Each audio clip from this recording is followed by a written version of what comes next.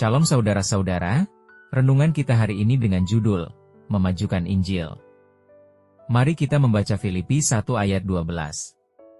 Aku menghendaki, saudara-saudara, supaya kamu tahu, bahwa apa yang terjadi atasku ini justru telah menyebabkan kemajuan Injil. Saudara, sebagai orang percaya ada dua cara untuk melihat setiap situasi. Yang pertama, bagaimana hal itu berdampak bagi diri kita? Dan yang kedua, bagaimana hal itu berdampak bagi kerajaan Allah?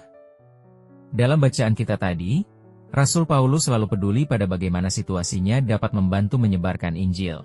Ketika ia dipenjara secara tidak adil, ia segera memandang pemenjaraannya mungkin akan menjadi alat keselamatan Tuhan bagi orang lain. Dalam kisah para rasul kita juga menemukan, bagaimana ketika ia dianiaya oleh orang banyak yang marah, ia memakainya sebagai kesempatan untuk memberitakan Injil. Ketika menjalani proses persidangan dan Paulus harus menghadap raja, yang dipikirkan Paulus adalah membagikan imannya kepada raja.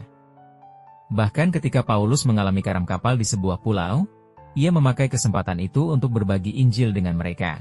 Jadi apapun situasinya, yang menjadi perhatian Paulus adalah bagaimana ia dapat memakai situasi saat itu untuk berbagi kabar baik atau Injil kepada orang lain. Bagaimana dengan kita? Bukankah seringkali ketika kita menghadapi situasi baru, pemikiran kita yang pertama bukanlah tentang kerajaan Allah? Ketika kita menghadapi krisis, bukankah kita sering lebih memikirkan keselamatan diri kita sendiri, dan bukan mencari apa yang Tuhan maksudkan untuk kita lakukan melalui situasi itu?